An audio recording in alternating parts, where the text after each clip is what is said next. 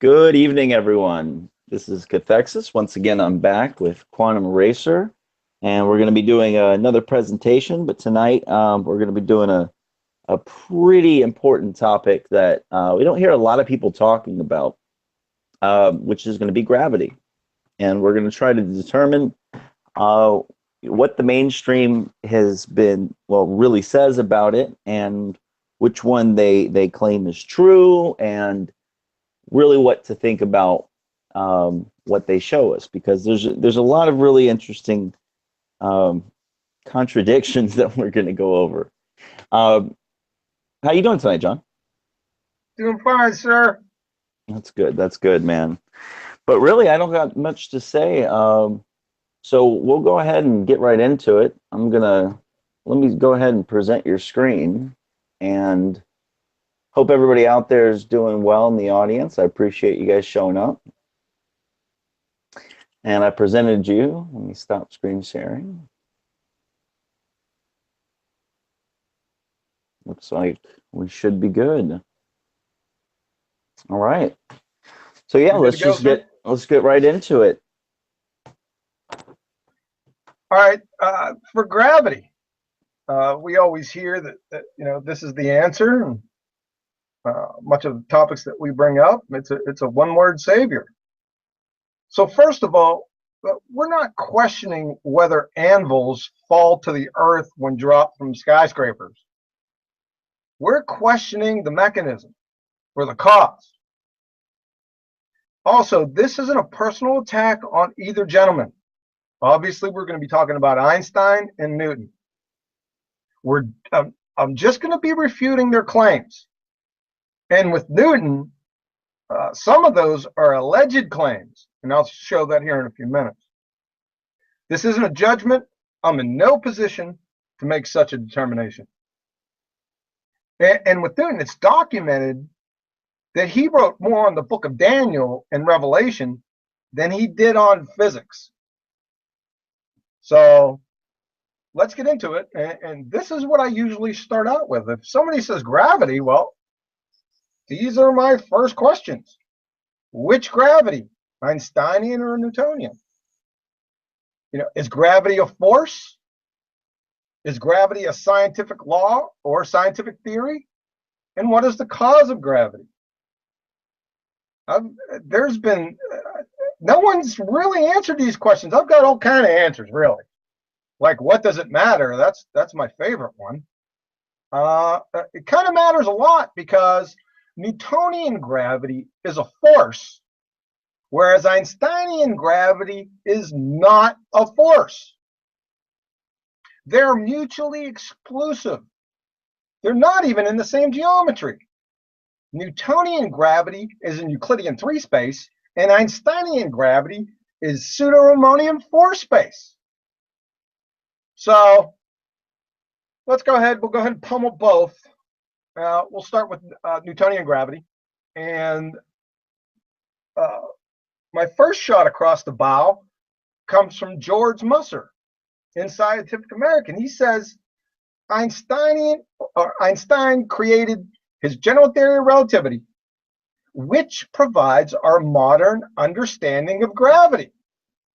With the express purpose of expunging non-locality from physics, Isaac Newton's gravity acted at a distance as if by magic, and general relativity snapped the one in two by showing that the curvature of space-time and not an invisible force gives rise to gravitational attraction. So really I could stop right here, because according to the article above, what position does the scientific community exclusively follow? I'll give you a couple minutes to answer that question. All right, that's enough. It's B. They follow Einsteinian gravity. So why then are we even talking about Newtonian gravity? I don't know. I get challenged with Newtonian gravity all the time. I'm sitting there, why am I even talking about it? I mean, the people that they follow don't follow Newtonian gravity. So what's up with that? I don't know. Okay, each of these that I'm going to bring up uh, refutes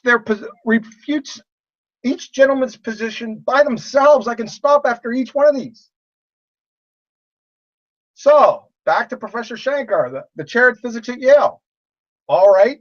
So today we're going to shoot down Newtonian mechanics.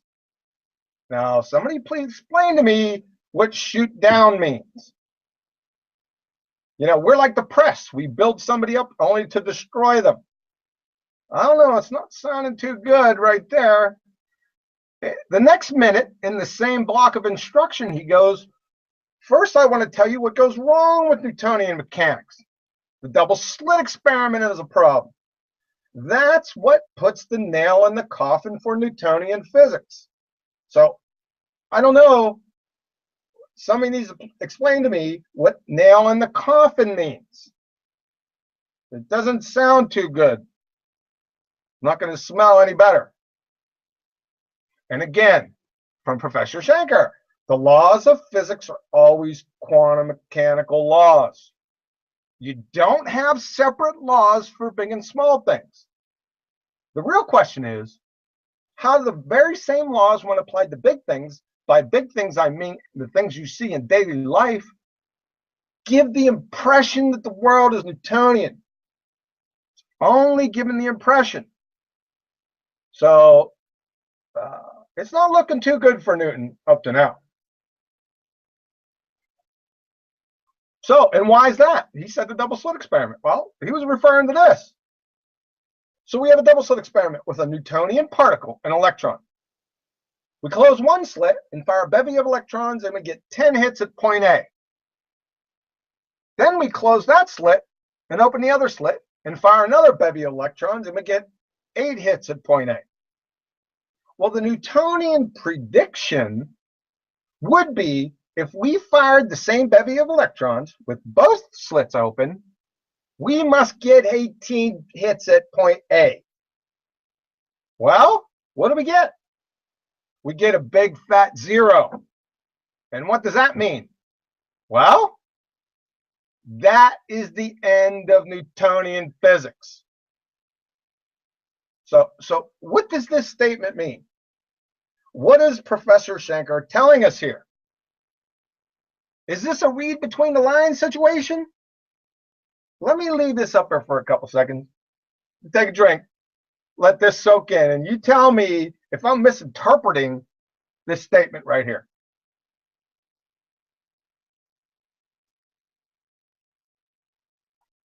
Any objections? I didn't think so. That's pretty cut and dry. So next, number 2. Apparently, Newton himself wasn't all that enamored or married to the idea. In a letter to Dr. Richard Bentley on February 25th, 1692, Isaac Newton says this: "'Tis inconceivable that inanimate brute matter should, without mediation of something else, which is not material, operate upon and affect other matter without mutual contact. That gravity should be innate, essential to matter, so that one body can act upon another at a distance through a vacuum without mediation of anything else, by and through which their action or force may be conveyed from one to another, is to me so great an absurdity that I believe no man who has in philosophical matters a competent faculty of thinking can ever fall into." That's my favorite quote out of all so I don't know if you're bringing up Newtonian mechanics. Newton himself is questioning your mental faculties with this. That's what it's saying to me. I could be misinterpreting, though. So next, this is another good one. Is gravity a scientific law or a scientific theory? Now, if you go back to my presentation on scientific laws and scientific theories, you know how to differentiate and distinct between the two. So, from Richard Feynman, The Character of the Physical Law, this right here, I would recommend. This is a great read. Right? It's a little long, so we'll see you in a few weeks. But I would recommend anyone that's interested in physics to go ahead and read through this probably 10 times. But like with anything, you know, you chew on the meat and you spit out the bones. And here's one of the bones. There is no model of the theory of gravitation today other than the mathematical form. Now, you know that this is in my wheelhouse. It's got model. I'm not even gonna talk about that. The theory of gravitation, the mathematical form. Now, you can't have a mathematical scientific theory. This is tantamount to having theory of married bachelor. Why? Well, mathematics at best, like I've said in the past, can only describe. But scientific theories, you know, the real ones, they explain. There's a big difference between descriptions and explanations. So how does that work, Richard? So if it's not a scientific theory, then it has to be a scientific law. But we already read before from Professor Schenker that the laws of physics are always quantum mechanical laws. So since all the laws of physics are always quantum mechanical laws, please show the law of gravity in quantum mechanics. You'd have better chances resurrecting Alexander the Great's horse. Next. So we all know what this is. This is gravity right here, right? I don't know. What would it be for, like, if I put, what is a banana? What would that equation look like? That's a player here. But guess what? You see this equation right here? That isn't Newton's equation. This is Newton's equation. So the force of gravity is not equal in anything. According to Newton, the force of gravity is proportional. So that's what I was saying about alleged claims. So in B, please validate G by experiment. Cite the source. Remember, during the cosmic microwave background presentation, I said that validated by experiment, it's impossible to extract a signal that's 1,000 times or 10 to the third times weaker than the noise. Well, there's a problem because the electromagnetic force is 10 to the 38. That's the noise. And the signal? This is 1. So I don't know how anyone can reconcile this. The electromagnetic force is 10 to the 38 times stronger than that of alleged gravity. And there is no way to factor that out. There was no way. That is, to get the signal gravity through the noise, the electromagnetic force. Again, validated by experiment, there's absolutely no way to extract that signal that's 1,000 times weaker than the noise. The electromagnetic force is the noise, and it's somewhat a little more than 1,000 times stronger than the signal. It's this number. I can't even say this. I don't even know what this number is. It's kind of big. And moreover, especially when said noise, the electromagnetic force, is capable of producing the same effect, attraction.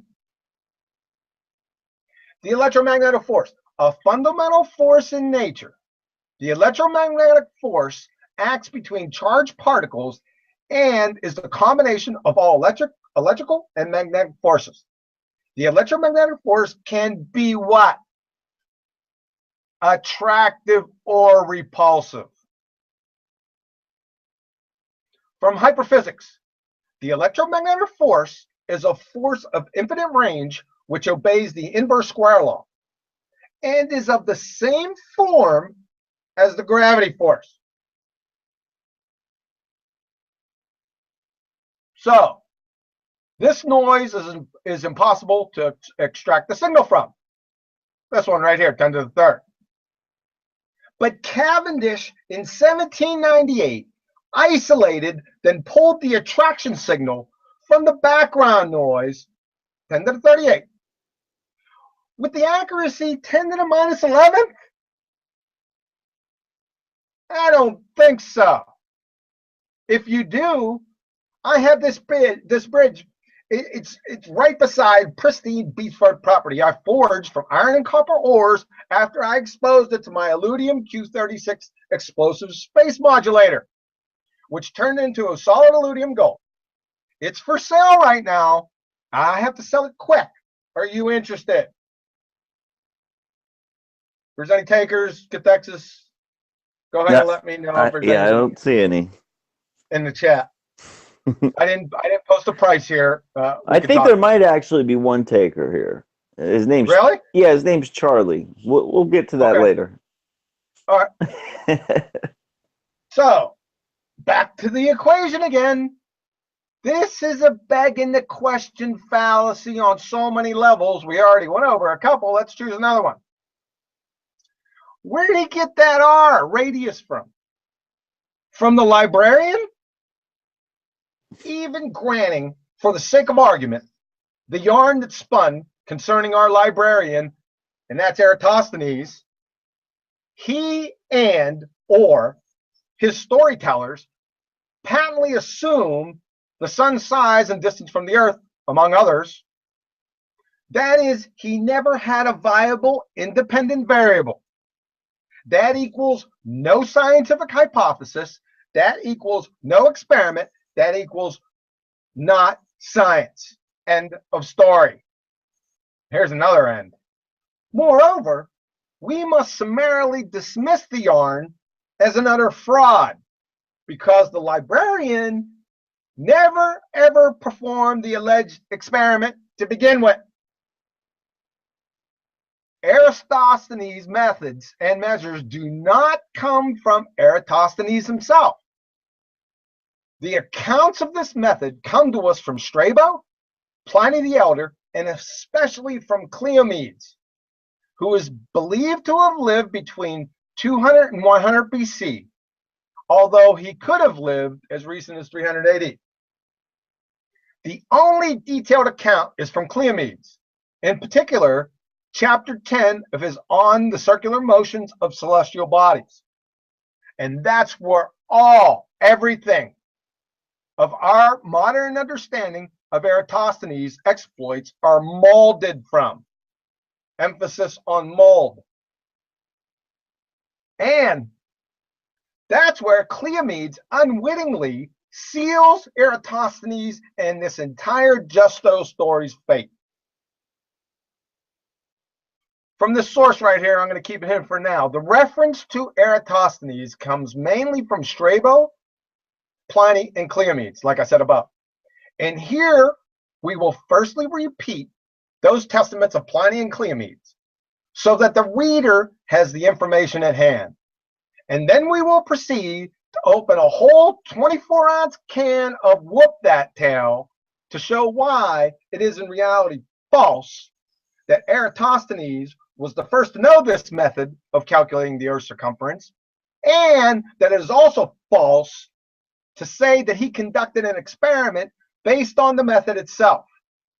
As we will see, the astronomical calculation itself shows that according to Eratosthenes' information, that's copied from Cleomedes and Strabo, it is impossible that he carried out an actual scientific experiment according to the method described. So I'm going to leave this with Cathexis. We're going to be dealing with this particular subject on a future video. Yeah, we'll be doing a whole episode on the Aristophanes situation. I think it's just brilliant, back engineering of information personally, but there's certainly remember, their little story. He was the librarian at the Library of Alexandria. Mm-hmm. He had access to from the stories of the Library of Alexandria, it was, I don't think mammoth is the right word. I mean, it was supposed to hold a metric ton of documents from antiquity, especially of the Egyptians. Now, he got involved in a little cross matches with some other people, because I learned of Eratosthenes long before his exploits with the circumference of the Earth. I ran into him when I was looking at the timing for the Egyptian dynasties back many years ago. That's the first time I ran into that name. But I don't want to go down this road. We're going to be dealing with this at a future episode. All I want to say that these people right here in this document show without a doubt that this was a fiasco of epic proportions.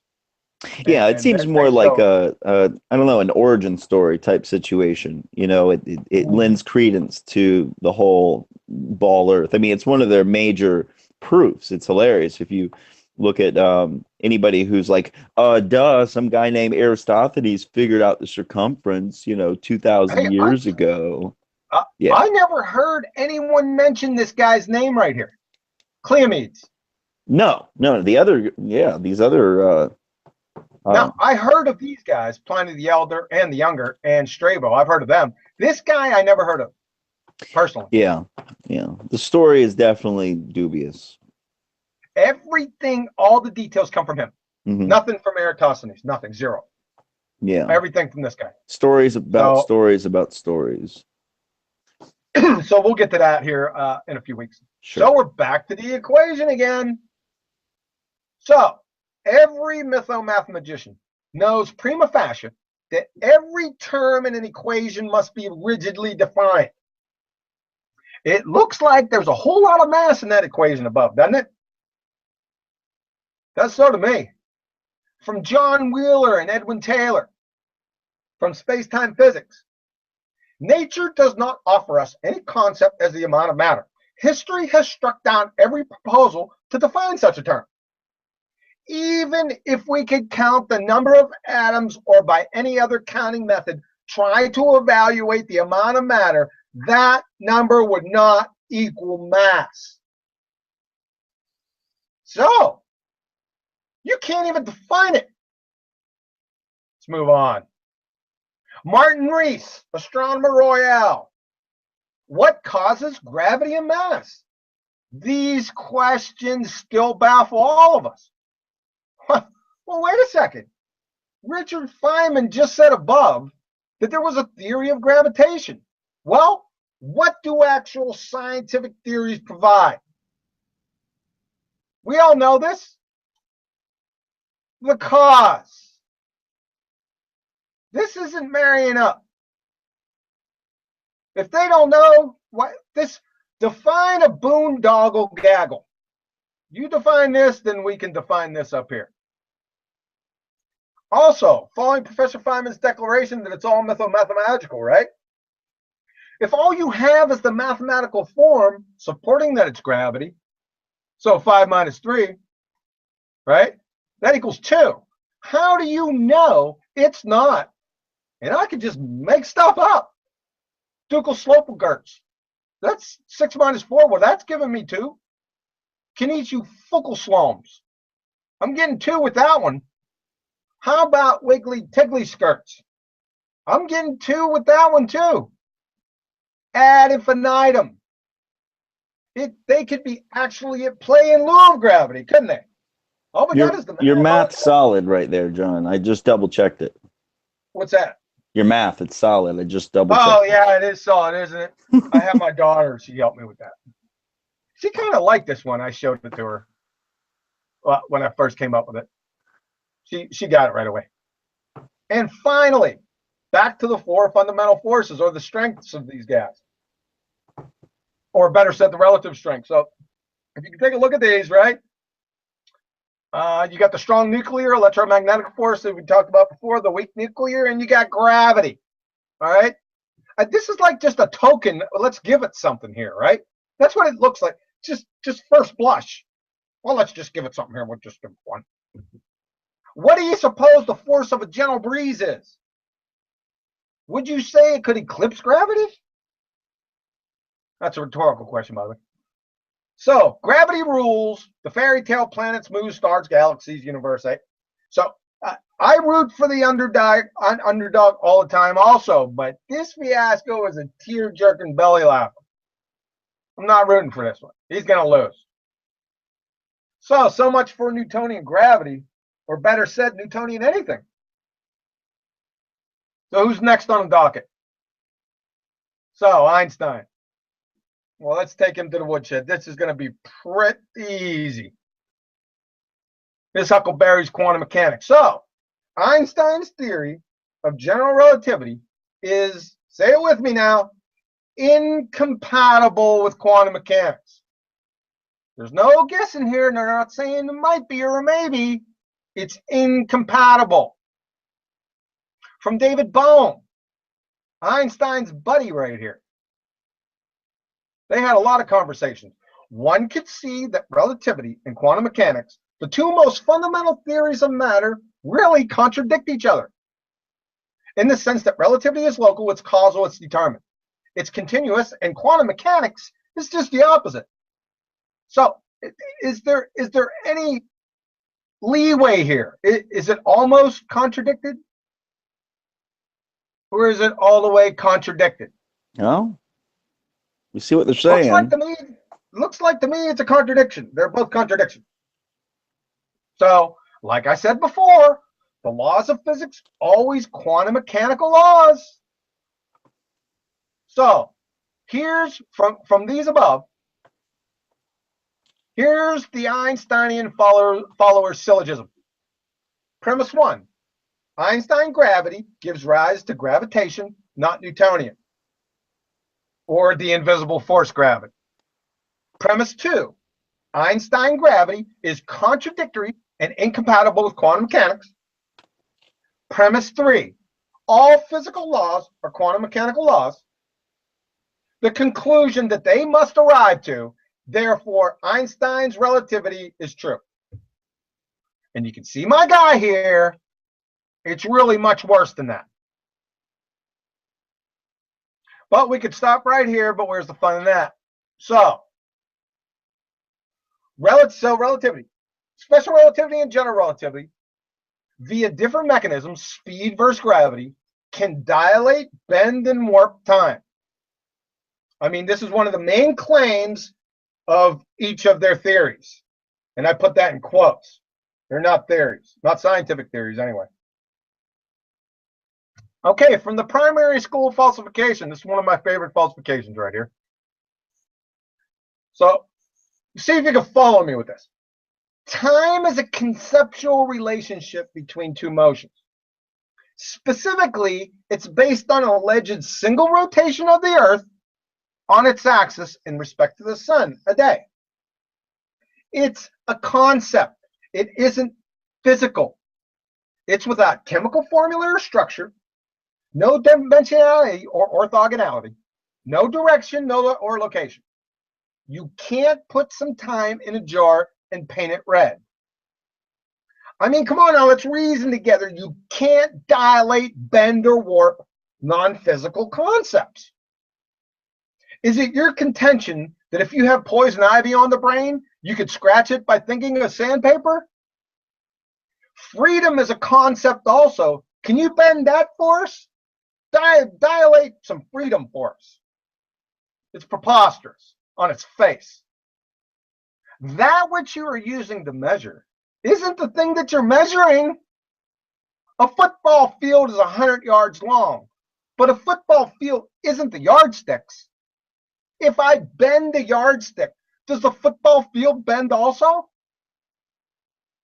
In the analogy up here, the yardsticks are analog to the clock. The football field is analog to time. This makes no sense. So if something, say, affects cesium atomic clocks, or any modern clock for that matter, does that then ipso facto mean that the Earth's alleged rotation in relation to the sun is affected? These two mytho-mathematical fairy tales, special relativity and general relativity, were falsified 30 seconds after their respective publications by third graders at recess, for goodness sakes. In total, each are massive reification fallacies on nuclear steroids. All right, here's the grown-up falsification. Non-locality. Now, we've talked about this, I don't know, 3 or 4 times already. So we'll just go over this real quick.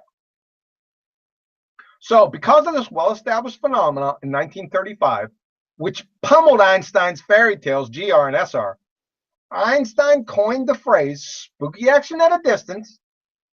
Then he and his buddies conjured a thought experiment. That's the EPR paradox in 1935. It's Einstein, Podolsky, and Rosen in a feeble, clumsy attempt to debunk quantum mechanics. Why? Well, he couldn't have anything traveling faster than the speed of light because his theories would implode. A side note with this, he never published in physical review letters again because he didn't appreciate the paper being peer-reviewed. He has a little pretentiousness problem. Because of the seemingly impossibility of testing his thought experiment, it apparently covered his pretentious, pompous, pseudoscience, mytho-mathematical philosophers' butt, and the very public argument between he and Niels Bohr, who was of the opposite position, was relegated to the dustbin of history, never to be reconciled. But then, in the 1960s, John Bell explored Einstein's alleged paradoxical thought experiment and proposed an inequality. It's called Bell's inequality. If it was shown to be false, Einstein and his theories would take a dirt nap. Then John Clauser, a frustrated grad student because of his poor grades in quantum mechanics, was rustling through some books and papers in the campus library when he came across John Bell's paper. And that, as they say, folks, is history. Bell's inequality was first violated in 1972 by John Clauser and Stuart Freeman. Then in 1982, Elena Spey jacked it yard forever. Ergo, Einstein and his theories equal dirt now. He got debunked.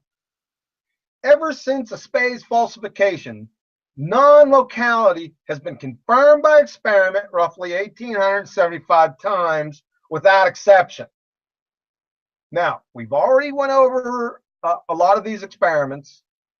We got the Groblacker experiment in 2007, the ones that New Scientists and Physics World commented on.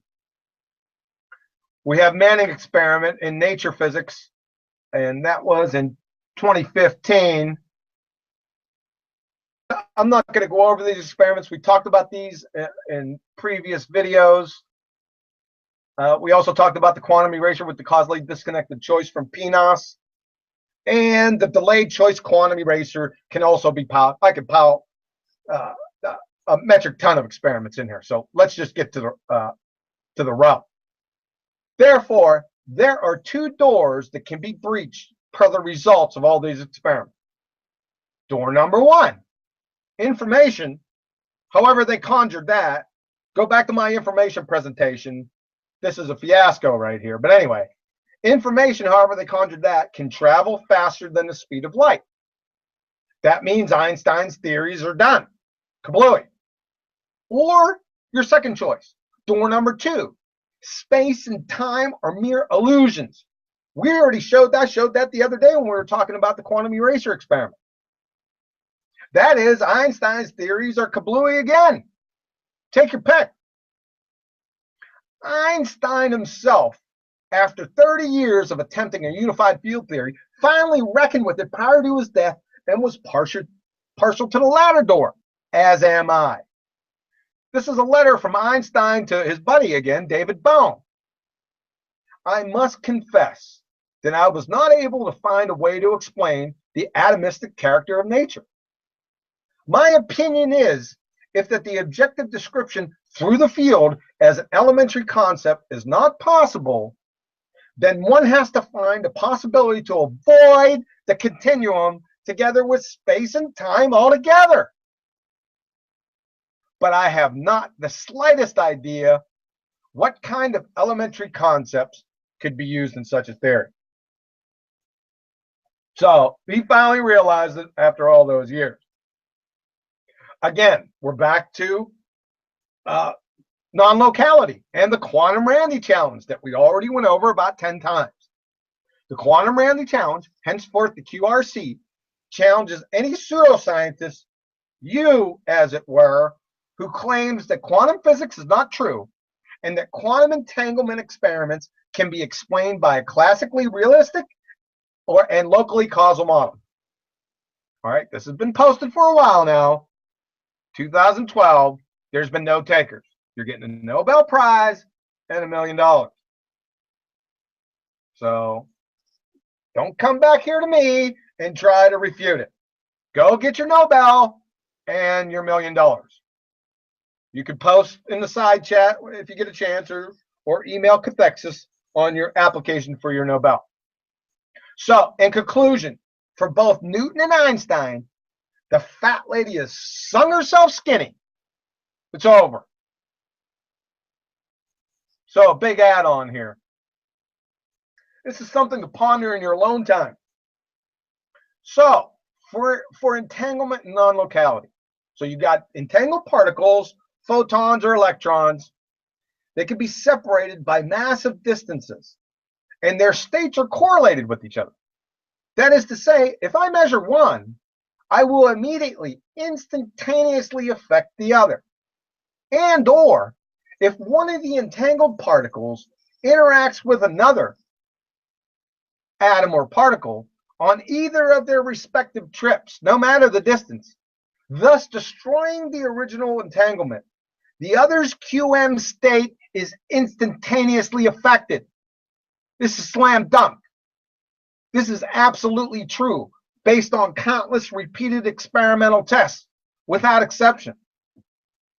So you know what I like to do? I always run home to mama with these things. I always like this one. Contingent necessary facts. You guys know I love these. For this to be true, for this up here to be true, all this with entanglement.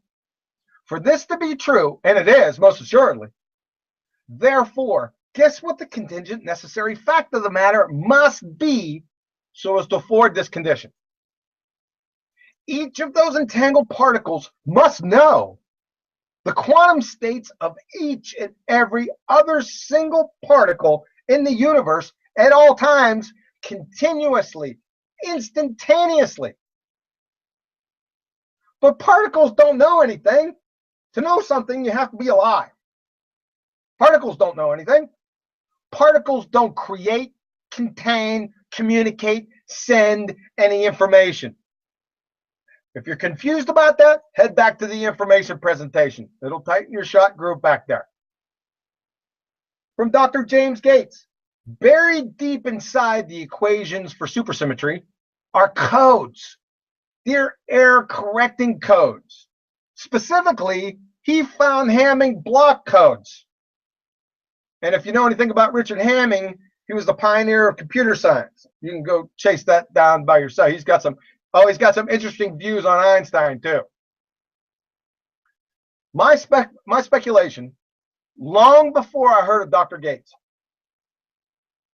underneath the Planck length at 10 to the 30 minus 35 centimeters, or 10 to the 35 meters, and between the pixels, that's the quanta of this reality, there are codes, equations running based on algorithms that reconcile each and all possible outcomes to preserve universal consistency instantaneously.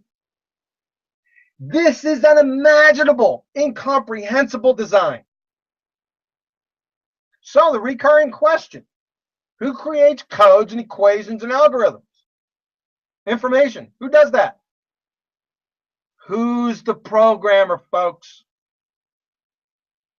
So I want to add one of Cathexis's disclaimers here. We're almost done. This is a short block of instruction here, but he's not responsible for this. So Max Planck, during his acceptance speech, 1918, for his Nobel Prize, as a man who has devoted his whole life to the most clear-headed science, to the study of matter, I can tell you, as a result of my research about atoms, this much. All matter originates and exists only by virtue of a force which brings the particle of an atom to a vibration and holds this most minute solar system of the atom together. We must assume behind this force the existence of a conscious and intelligent mind. This mind is the matrix of all matter. So, from John 1:1-3, in the beginning was the Word, and the Word was with God, and the Word was God. The same was in the beginning with God. All things were made by him, and without him was not anything made that was made. See a correlation with this? Jesus Christ is the Word. Therefore, Jesus Christ is the Creator. It wasn't just a man that was brutally tortured and executed. It was the Creator himself. And he did so willingly. Why did he do that? The answer to that question will set you free. The largest escrow closing in the history of the universe is at the door, folks.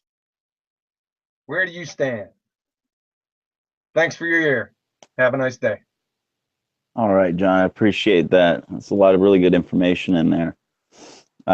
Especially those quotes. I mean, for these guys to be, who they were, I mean, these are very important names. And to be saying these things so explicitly, I just find it shocking that we don't have this particular conversation happening on any large scale. It's quite surprising, right? It is. I mean, doing the research for this week, I found, there's like certain small groups of physicists against Einstein's relativity, and, groups of people who have these discussions. And I can only imagine these conversations are having, they're happening behind closed doors with certain groups of physicists. But, when you go through this whole process of indoctrination and you're a true believer in the Einsteinian relativity, it's hard to deprogram yourself. I imagine that it's very difficult. There's people who are listening to this right now who are absolutely freaking out. One in particular out there, because he said that I'm sorry about he called it the Einsteinian truth, is what he called it. Okay, so, well, let's have him come on here. He needs to show personally how he can bend non-physical concepts. I want to see that. I want a YouTube video. Because we don't really have to get with physicists. We can go to third graders. He's done. So. Yeah. So yeah, it's interesting to see that. I mean, there's a practicality to understanding, okay, things fall down. Great. Sure. Okay, they fall down at this particular speed. This is repeatable, measurable. This is what real physics is about. But as even Newton said, that it's an absurd idea to think that inert matter is attracting each other. So they still don't have this answer. Gravity is real only in the context that there is something happening. Things do fall. Yes, that's not the question. We want the mechanism, we want the cause. Yeah. And they don't. And that's why I try to make the distinction between gravity and what they call gravitation. Gravitation is, they still don't know. If you go read the Wikipedia. Don't get hung up there. It's just a result of gravity. Don't go down that road. So we're talking the same thing. Well, yes, but what I mean is what they call the theory of gravitation. It's just it's hilarious. Feynman said it was the mathematical form where you can't. We already discussed why you can't have mathematical scientific theories. That's like military intelligence or married bachelors. That you can't have those. That's why. Remember, we talked about this. That's the difference between laws, or what they call scientific laws. We're going to talk about that here specifically in a couple of episodes, because I challenged everyone with a scenario before on the recap. But there's a difference between scientific laws and scientific theories. Oh yeah. Laws describe the what or the is. Scientific theories explain the hows and the whys. So you can't have a mathematical scientific theory. It's preposterous.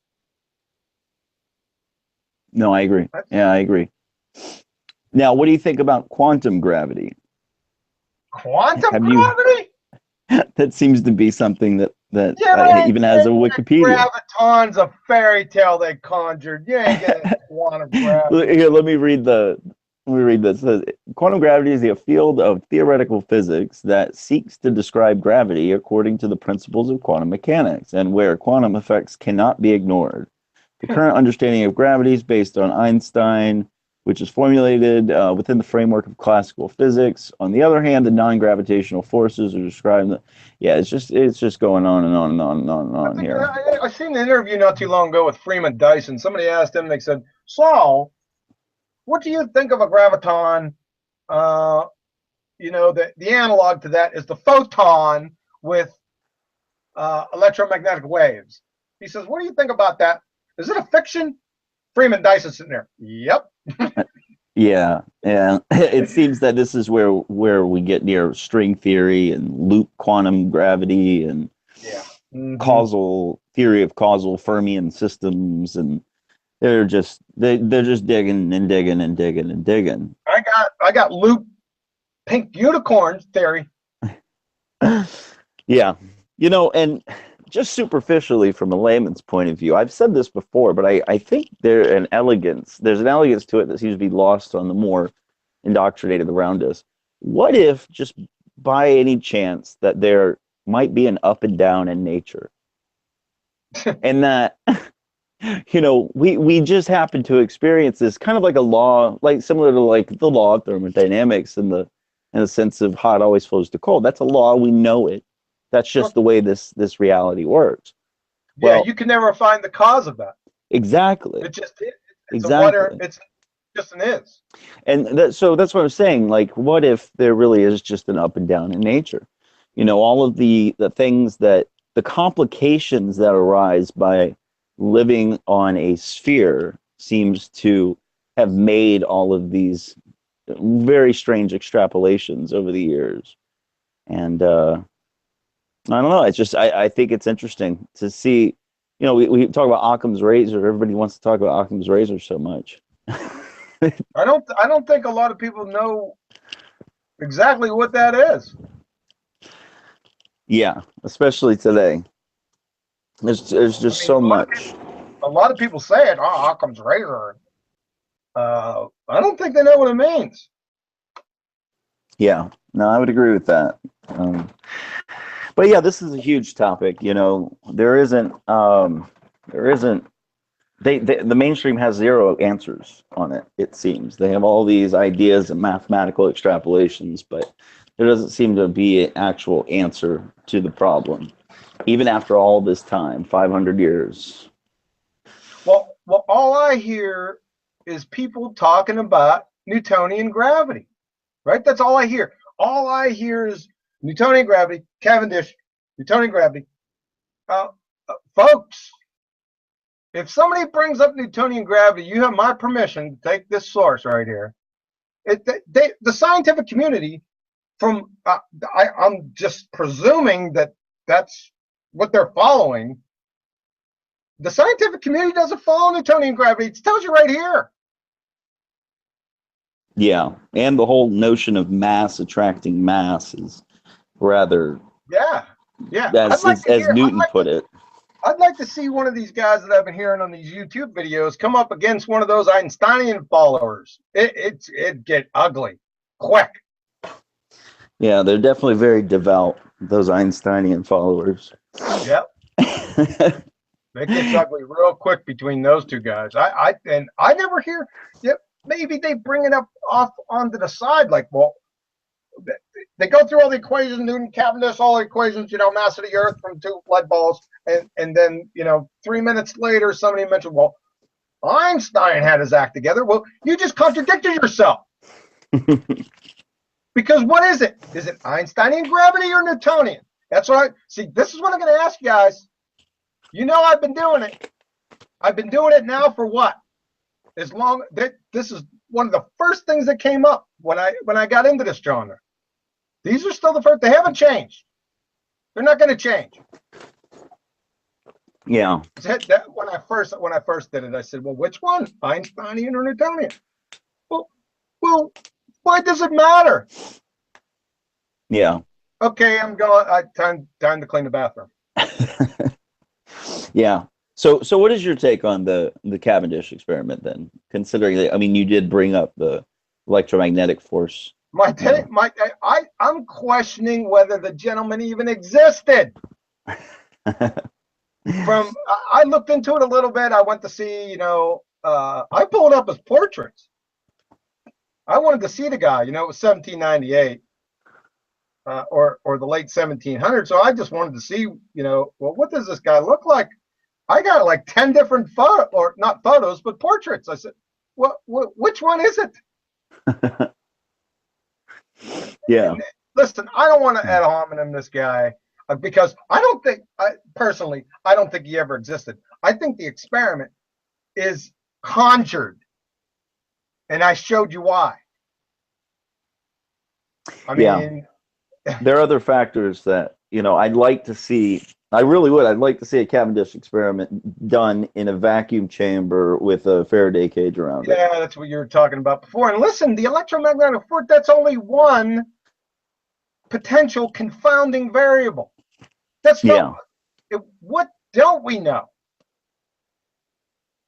See, it goes into a place where I don't want to go because it's all going to be speculation then.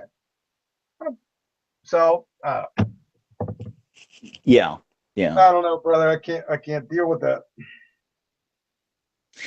Yeah, there's a lot of questions, man. There really is about all this. Modern scientism has tried to make it out that they know the answers, and that's just simply it. They always will count on that whole, well, if something better comes along, then we'll of course accept it. But that's after it fails peer review 100 times and takes 100 years to break status quo. Yeah, but you're asking me about Cavendish, but the Cavendish experiment has to deal with the equations, right?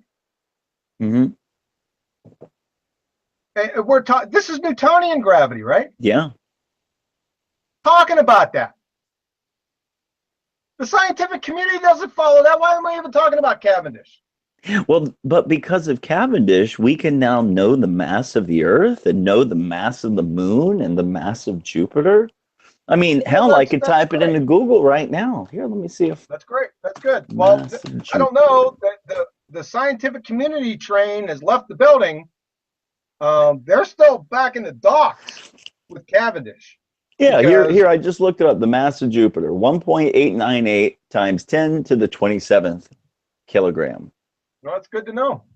That's fantastic. Yeah, I mean they know that because of what Cavendish did. Yeah. Yep, that's pretty impressive.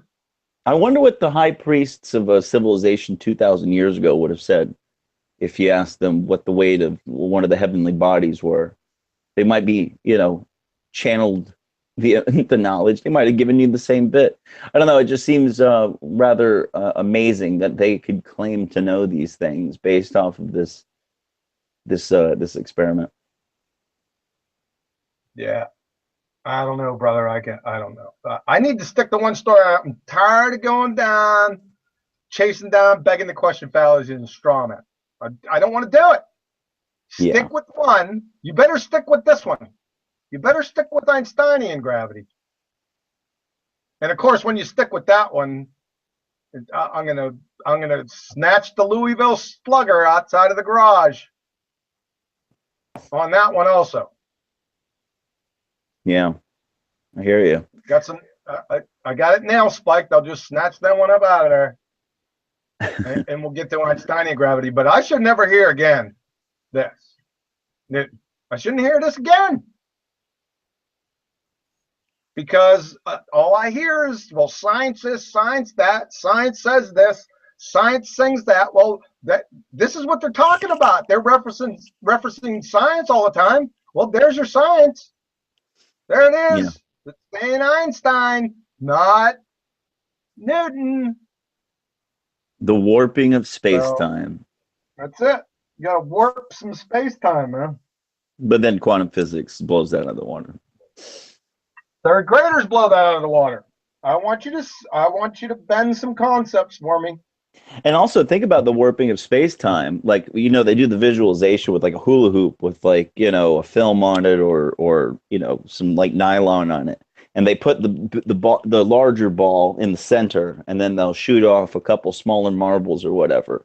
Right. And they whirl around it and they're like, oh, see, that's what the orbits do. And that's because there's like a gravity well and this is the larger object is. But here's what's funny, they're demonstrating that there's an up and down in some regard to space with that experiment. So they're going to try to explain Einsteinian gravity with gravity of some kind. So they're It's trying to explain just, gravity by using gravity. yeah, it's kind of It's called the hilarious. circular argument. Absolutely. And, Which we're finding scientism has plenty of. and they just, by fiat, Einstein called it space time. Well, heck, I'll just call them turkey squirrels from now. I'll just start combining things. Turkey squirrels, right? Yeah. Cat Yeah, crows. yeah, I'll just start it's pretty combining stuff. hilarious. See how that rolls. Yeah, it's pretty interesting. But yeah, so what other presentations do we have coming up? I know you only got a couple more that we're gonna do this. For this block. Yeah, we got Yeah, for next week. We'll go over evolution. That'll take about 2.5 minutes. Then we're going to talk about irreducible complexity and functional sequence complexity. I can't wait. yeah, I'm with that. I like Yeah, that. yeah. So that's for next Monday. Okay, great. Yeah, so I think probably got like one, maybe two more episodes in this, we'll say season or block, however you want to put it. In our And I didn't know we had seasons, man. well, we'll be on the 10th episode next week, so might as well. Um, but yeah, I mean, this has been great so far. I've gotten a really good response from everybody out there concerning it, and I really appreciate everybody coming out and listening and being well. Most of them have been quite nice and cordial in the in the chat. Is there anything else you'd like to add to this tonight? I don't think I need to add anything, Cathexis. No, I don't either. Did a great job. All right. Well, Thank thank you, everybody. We'll go ahead and shut this down for tonight. I appreciate everybody coming out and have a great night.